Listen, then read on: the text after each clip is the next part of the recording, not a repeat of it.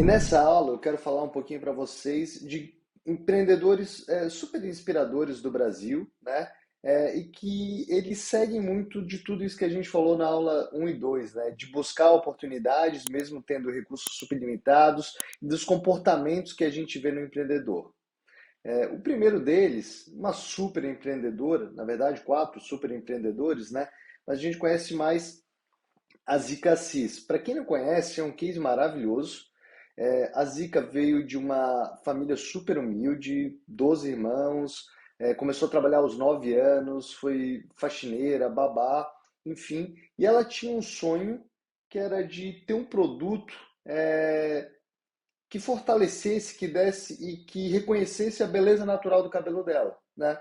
É, e ela não encontrava isso no mercado, e ali que a gente vê um pouco dessa coisa da oportunidade, ela podia só estar reclamando, e ela passou 10 anos numa bacia, colher de pau, tentando criar um produto sem ter muitos recursos, mas ela fazia o que ela podia. E juntando vários outros produtos, ela conseguiu criar um produto que deixava o cabelo dela muito bom. E daí vem um pouco dessa coisa do risco calculado. Ela começou a ver as pessoas usarem o produto dela, as amigas querendo que ela abrisse um salão, e o marido dela vende o único bens que eles tinham, que era um Fusca, e abrem o primeiro salão. E ali começa a fazer filas gigantes. E entre os outros dois sócios que tinham experiência de serem ex-funcionários do McDonald's, então eles sabiam como fazer um ciclo de produção, uma linha de montagem, e acabam entrando no negócio. E hoje o Beleza Natural tem mais de 30 institutos pelo Brasil, tem um e-commerce gigante e acaba realmente que entrega um sonho, né, que ela levou mais de 25 anos para conseguir, mas muito baseado nesses comportamentos de curiosidade, de ver oportunidade, de resiliência. A gente está falando de 10 anos fazendo um produto, de fazer as coisas como outras pessoas não fariam. Então, eu acho que a Zica é um primeiro grande exemplo aqui de tudo que a gente está conversando.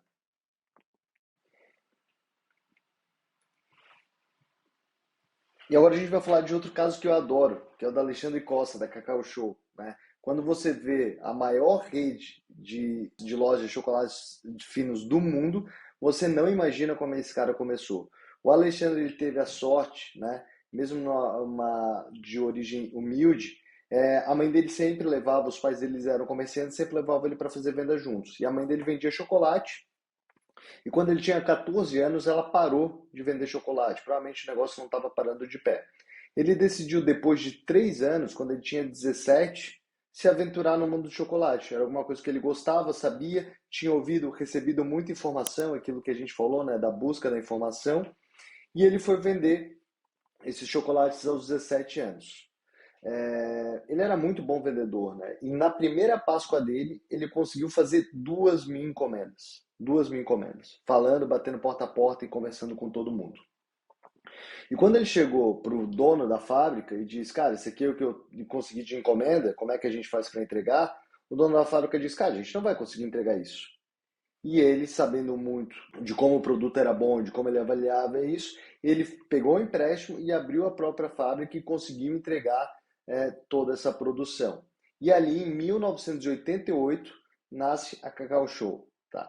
Só que olha o absurdo, só em 2001 que ele abre a primeira loja. A primeira loja. Então ele passa aí 13 anos, principalmente melhorando o produto dele, criando relacionamento. E o Alexandre é um cara muito focado em meta e planejamento.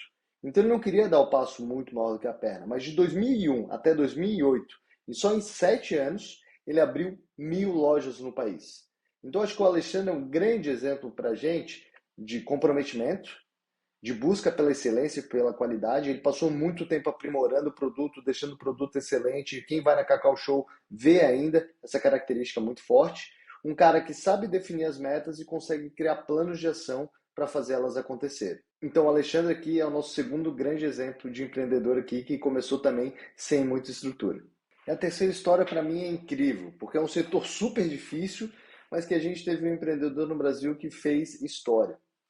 É o Rolim Amaro, mas vocês vão dizer, pô, um cara que foi dono, né, e foi um dos maiores acionistas da TAM, da TAM na época, como é que esse cara não tem muito dinheiro? O Rolim largou os estudos na terceira série, para ajudar nas contas de casa. então ele foi office boy, foi auxiliar de mecânico, mas ele sempre teve um sonho e uma clareza muito grande de que ele queria trabalhar com aviação. Então, durante a infância dele, ele foi fazendo esses pequenos trabalhos e adolescência, qualquer trabalho que aparecia, ele pegava e ele conseguiu juntar dinheiro para investir no brevet, né, que é a carteira de habilitação para você começar a pilotar. Ali ele teve o primeiro emprego, começou a subir um pouco na vida, viu algumas oportunidades, isso a gente está falando da década de 50, 60, de fazer transporte para a Amazônia. Lá ele abre a primeira empresa dele, pega a malária 7 vezes, então aquilo que a gente falou de resiliência é um exemplo gigante.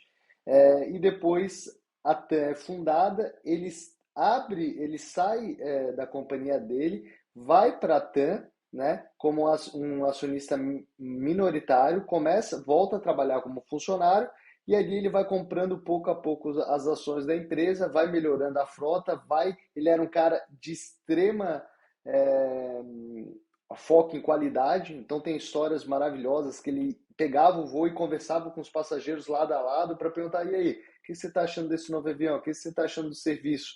Então, um cara que se dedicava completamente a criar uma experiência maravilhosa para os clientes dele. E esse aqui é o terceiro caso de um cara também que começou sem quase nada, com muito pouco dinheiro, mas principalmente que conseguiu ver as oportunidades. Eu acho que essa busca por oportunidade é um dos comportamentos que a gente viu nos três empreendedores e que principalmente aqui no Rolim, junto com essa obsessão por atender bem um cliente, criaram uma das maiores empresas de aviação. E o que eles tinham em comum, né? Eu acho que isso é super bacana, ver. E o estudo americano realmente ele estava certo, né? Se a gente olhar os comportamentos que eles tinham na história deles, são muito parecidos. A resiliência, o foco e a obstinação em conhecer mais, ter mais informação e melhorar o produto cada vez mais, essa coisa da meta, do crescimento, tudo isso é coisas que a gente vê. Eu gosto muito de quando a gente olha para o empreendedor, é fácil exemplificar com os grandes empreendedores, mas olha alguém no seu bairro, vê como esse cara é resiliente, vê essas características que a gente aprendeu nesse primeiro módulo e como isso realmente reflete nas pessoas que você admira na sua região, certo? E eu queria convidar vocês para reflexão. Olha a história desses três grandes empresários que a gente conheceu aqui, que mudaram a vida de milhares de pessoas literalmente. Será que eles tinham muito mais na infância do que vocês têm hoje? E essa é uma pergunta para reflexão mesmo, porque hoje em dia a gente tem acesso à informação, a gente tem as comunidades, a gente consegue trocar e tudo bem, a gente não precisa criar uma nova empresa aérea, mas será que a gente não consegue pegar uma ideia e mudar a nossa vida, né? Abrir o nosso primeiro negócio, dar uma vida melhor para a nossa família.